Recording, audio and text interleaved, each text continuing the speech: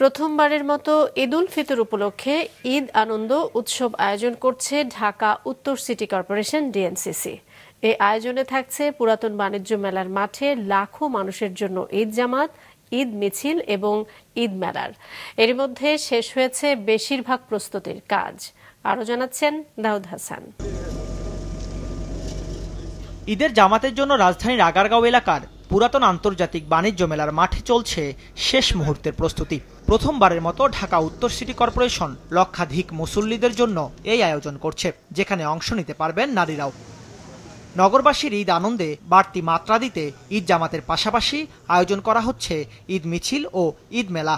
নামাজ শেষে ব্যতিক্রমী নানা আয়োজন নিয়ে ঈদ মিছিল বের হবে মাঠের সামনে থেকে, যা শেষ হবে সংসদ ভবনের সামনে গিয়ে। এরপর সেখানে শুরু হবে সাংস্কৃতিক অনুষ্ঠান।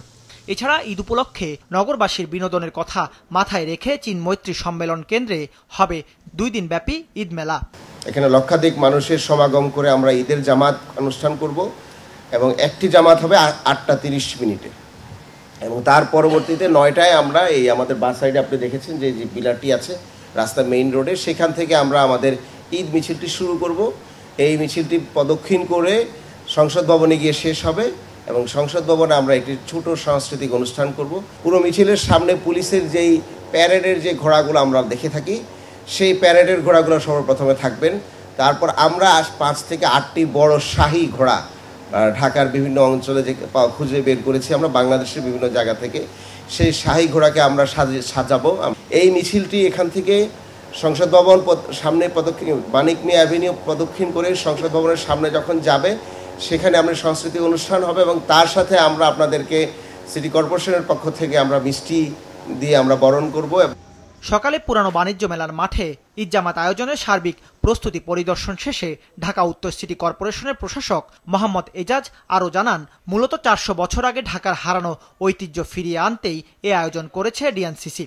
পুরো আয়োজন জুড়ে কয়েক স্তরের নিরাপত্তা ব্যবস্থা থাকছে বলেও জানান তিনি। বিভিন্ন স্তরের নিরাপত্তা থাকবে এখানের মধ্যে, কোনো ধরনের নিউসেন্স যেন না করা হয় সেদিকে কড়া নজরদারি পুলিশ, ডিএমপি এবং অন্যান্য যারা নিরাপত্তা বাহিনী আছেন তারা এটাকে দেখাশোনা করবেন। ঢাকার যে 400 বছরের পুরাতন যে ঐতিহ্য সেটাকে আমরা ফিরিয়ে এনেছি।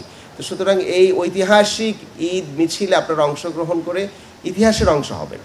এদিকে ঈদ জামাতের জন্য প্রস্তুত জাতীয় ঈদগাঁও।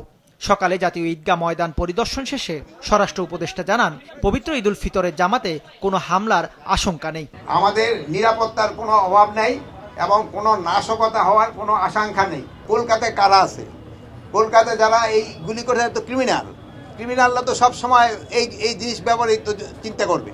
তা আমরা এই ক্রিমিনালদের এগেইনস্টে কি ধরনের ব্যবস্থা নেওয়া যায় আমরা সেই ধরনের ব্যবস্থা নিব। 2 ঈদগাতেই একই সময় সকাল 8:30টায় অনুষ্ঠিত হবে ঈদের জামাত। দাউদ হাসান, মাছরাঙা সংবাদ, ঢাকা।